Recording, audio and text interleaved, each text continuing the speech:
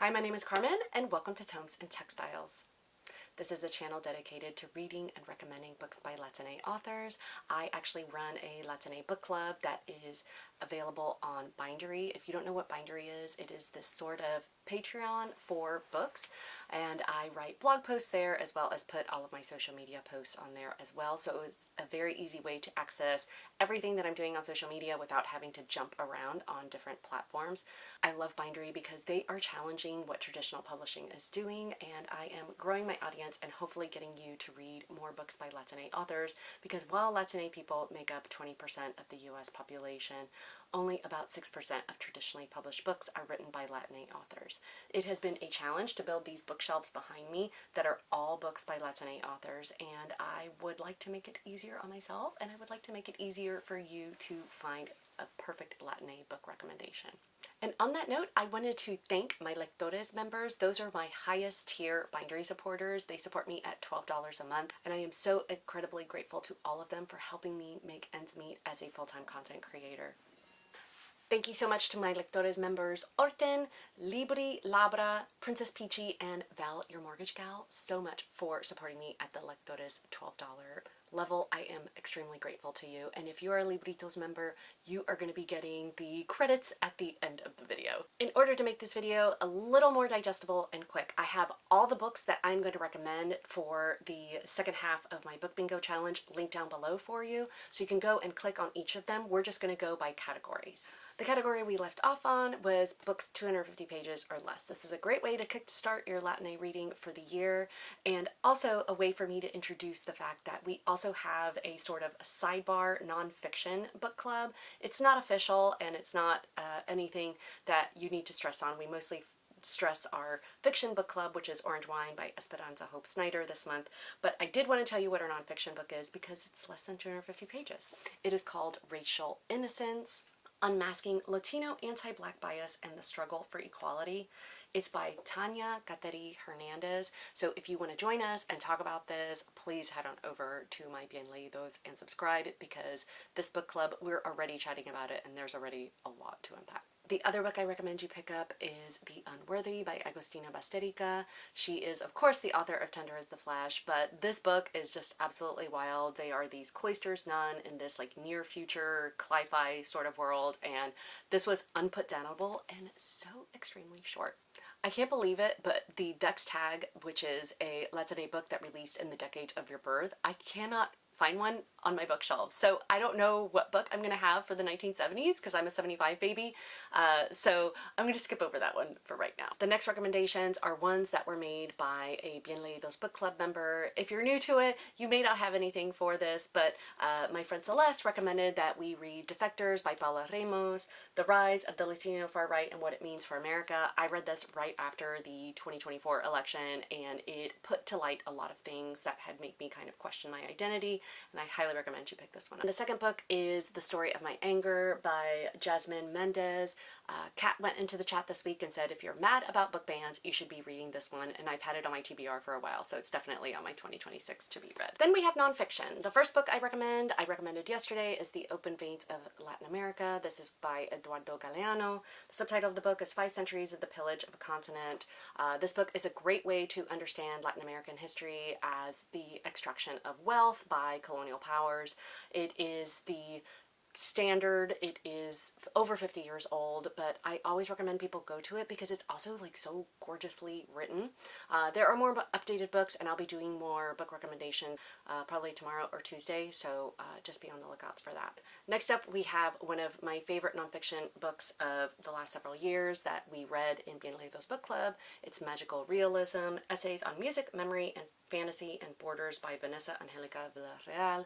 This book is amazing, fantastic. Vanessa's brain is just phenomenal, and if you want to tie Latin culture to all of these things, and like unexpected ways, by the way, like in gaming and The Witcher and Game of Thrones, she ties a lot of things with Latin identity to them, and it's absolutely fantastic. And finally, a book I haven't seen recommended in a lot of places, but it's called Valley of Forgetting: Alzheimer's Families and the Search for a Cure. It's by Jenny Aaron Smith, and it is about this Colombian very small village where there is a high propensity of individuals who get Alzheimer's, and they have been used by the pharmaceutical industry as research for decades and have not been fairly compensated.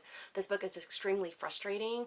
This is an extension of colonization that you don't often read about, and it is spectacularly written.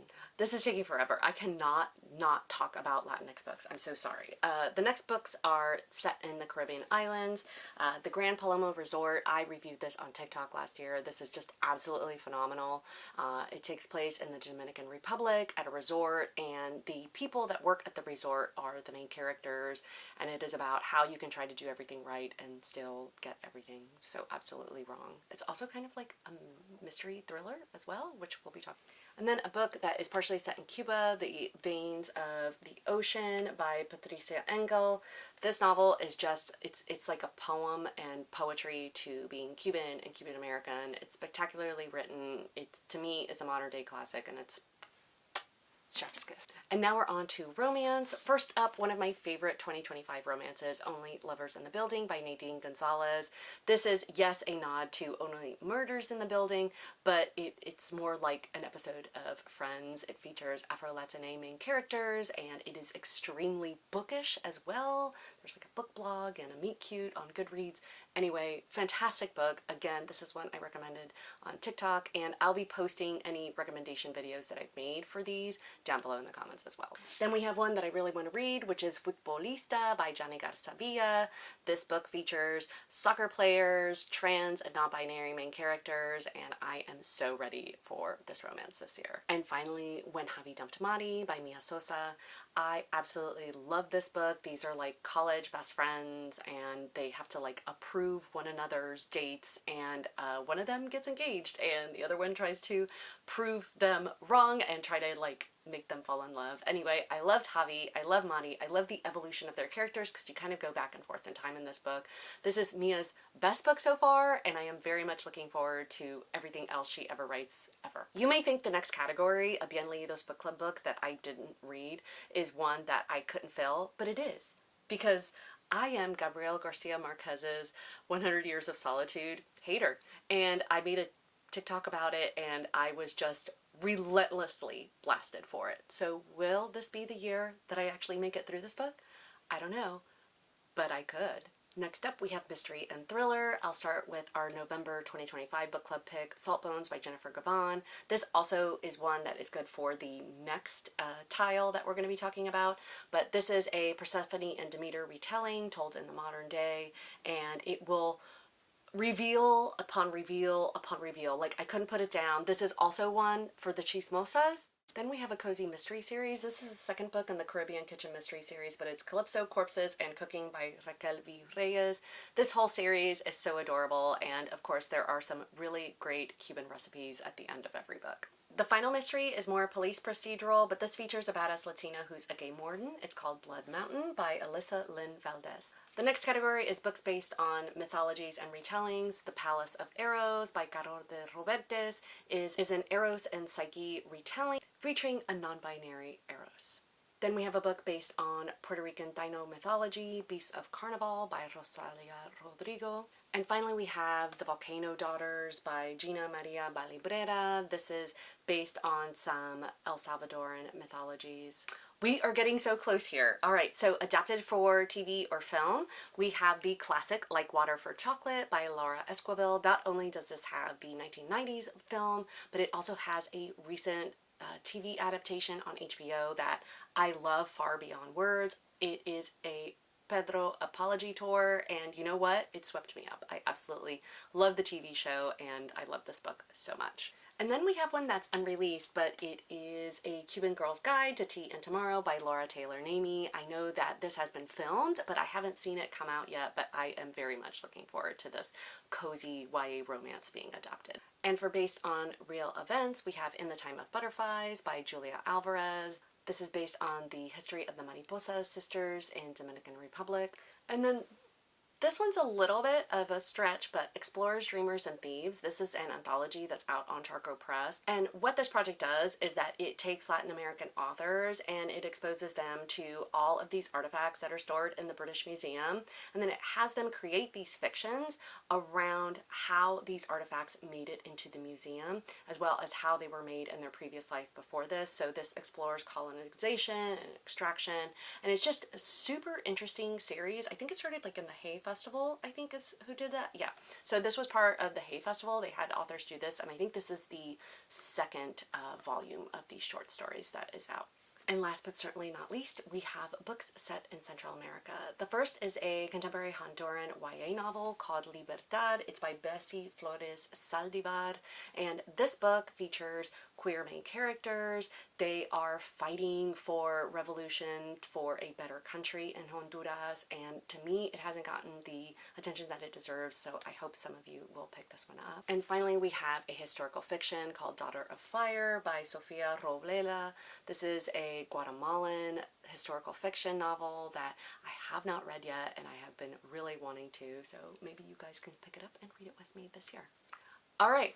We've made it through the bingo card, and now the challenge is for you to read it and to pick it up. I have the bingo card posted everywhere, not just on my bindery, but on my Instagram, TikTok, on my Facebook. You can download it and use it. Please feel free to tag me. I would love to share your progress and encourage you to keep reading Latinx all the rest of the year. And I'll be definitely making more Latinx book recommendations all the rest of the year and hopefully help you fill up the bingo card in 2026. Back with my laptop for the credits. Thank you so much to my Libritos members. You are my $5 members and you are the real ones. So I want to thank Alma, Angel Soul, Angie, and Eliza, Christina Vorcus, Book Nerd Buzz Erica, Celeste, Concha Cicuentas, Corazon, Denise, EBS, Grace Santa Maria, Hialeah, Hey Larita, I Am Bumble, J454, Jackals, Jenny, Just Joe, Katie, Kelly MC, Kingrid, KMC84, La Marie Reads, Libros Means Books, No Life But Books, OMG Nancita, PM Marshall, R. Van Stratton, I think, Sandra Espinoza Lopez, Sarah's Bookish Macaroons, Sawyer Cole, Sharda, Sol del Mar, Sonia Zalvala, Stephanite, Susie Stefan, Tamara Rathoner, Thorana Reads, Twisted Apples, Vanessa Lilac, Mimi Rivas, Stephanie Nina, and Styles Plenty. And to the over 1,000 of you that follow me on Bindery, thank you so very much. I will see you tomorrow with another day in my January challenge.